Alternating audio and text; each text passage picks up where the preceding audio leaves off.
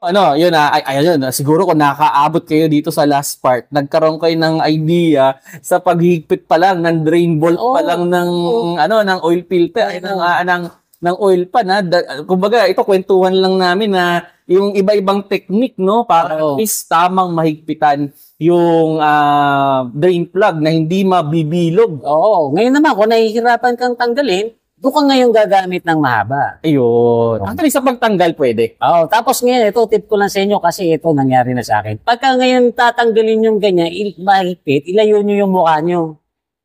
Kasi nangyari na sa akin yan, sa higpit, nilakas mong ganyan ngayon, nung biglang bumigay ngayon, tinamaan niya ako. Kung ganito, saradong mata ko Oo, nangyari na sa akin yan. Lahat yung mangyayari sa'yo pagka naggagawa ka ng sasakyan, sobrang higpit. Ay, gaganyanin mo ngayon, hindi nagkakandairi ka kapag ngay biglang lumuwag sa full ka. Ano yun?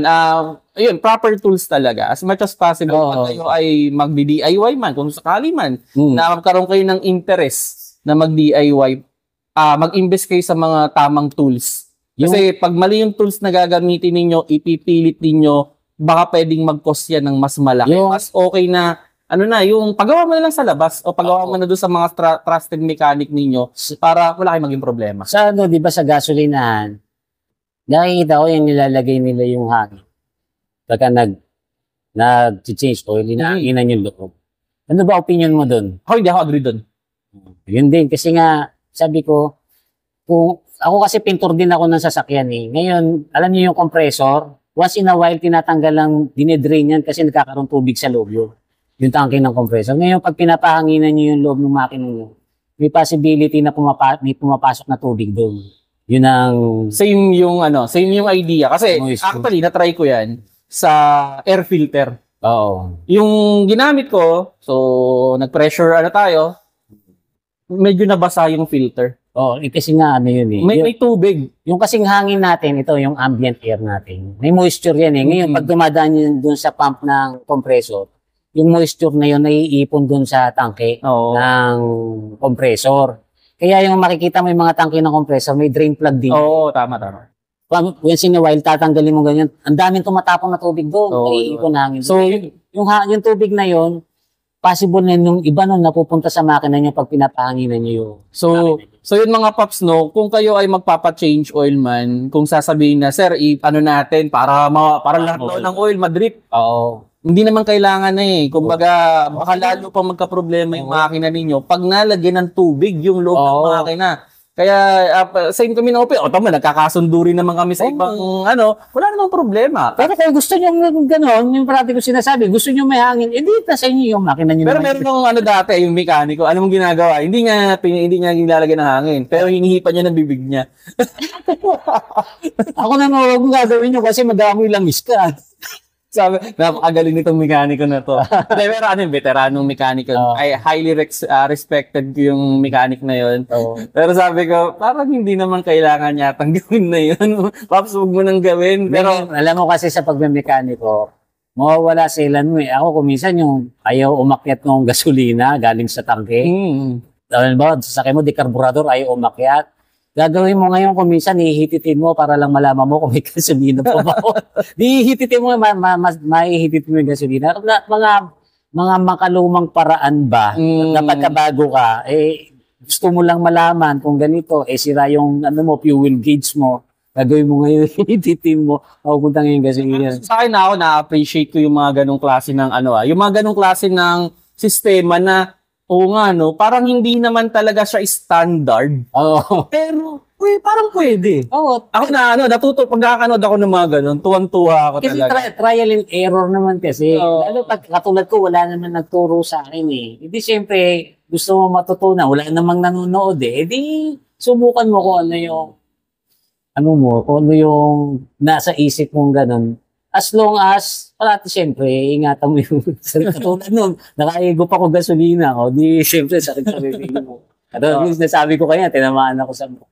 Tsaka pagka nag-DIY kayo, handa nyo na yung kamay nyo na nandiyan minsan na iipit, susugatan, kasama yun. Tsaka, siyempre, hindi kayo madudumihan.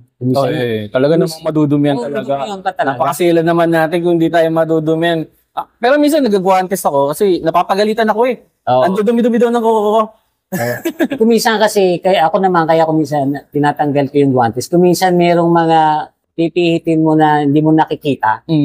Halimbawa, nakatago yung tornilyo, hindi mo makita. Kuminsan hindi ko masalat ng maayos pagka naka-guantes o kaya naman pagka guantes ko yung parang yung ginansilyo.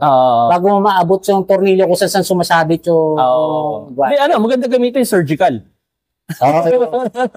Yan. Okay, lastly, anong opinion mo naman, kasi may isang rin sa akin na itanong to ano bang mas magandang gamitin na oil sa makina? Mineral or polysynthetic?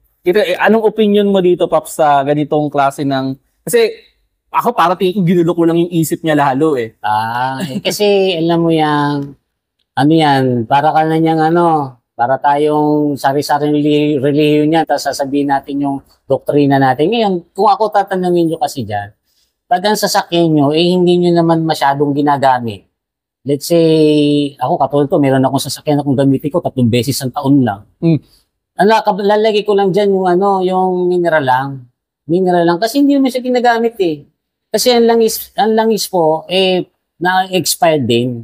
Hindi ibig sabihin, halimbawa, kasi every 5,000 daw. Hindi, kung hindi mo napatakbo yan ng 5,000 within 1 year, palitan mo rin kasi na-expire din yung langis.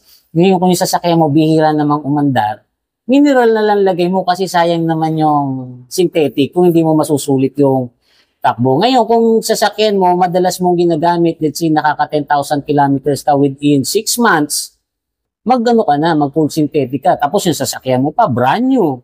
Diba? Ngayon kung sasakyan mo, yung mga tipong, luma na, yung bang ayos lang sa'yo kahit na hindi masyadong maganda yung performance. Kasi mas maganda talaga performance sa makina pag naka-full synthetic. Pero ito yung ito yung nakuha kong opinion dun sa mga kilala ko talagang, ako, highly respected to silang mga mechanic talaga. May isang nagsabi sa akin, mag-mineral ka lang. Kasi daw, yung polysynthetic, nakakamancha daw sa loob ng engine. Hindi daw maganda.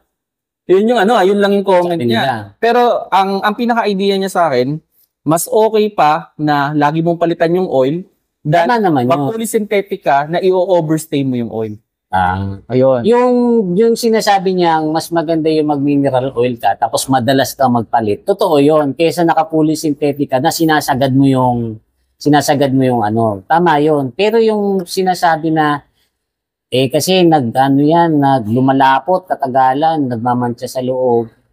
Iba ang iba ang pinanggagalingan mo na sourcing. Pwedeng may sirang PCB valve yun. Or may leak ang cylinder head or ganito. Kasi alam niyo yung polysynthetic oil, kung yung mga mineral oil ay merong detergent, lalo naman yung polysynthetic oil, ang trabaho nun luminis ang makina. Kaya nga yung polysynthetic oil, pag nilagay mo sa lumang kotse, nag-leak yung lumang kotse. Alam bakit? Nalilinis kasi yung loob Yung mga nakapakat na carbon or yung mga gunk doon sa mga oil seal, malilinis ngayon ng polysynthetic. Di ngayon matatanggal yung bara, dadaan ngayon doon yung langis. Kaya sinasabi nila, pangit mag-polysynthetic sa luma kasi sobrang labnaw.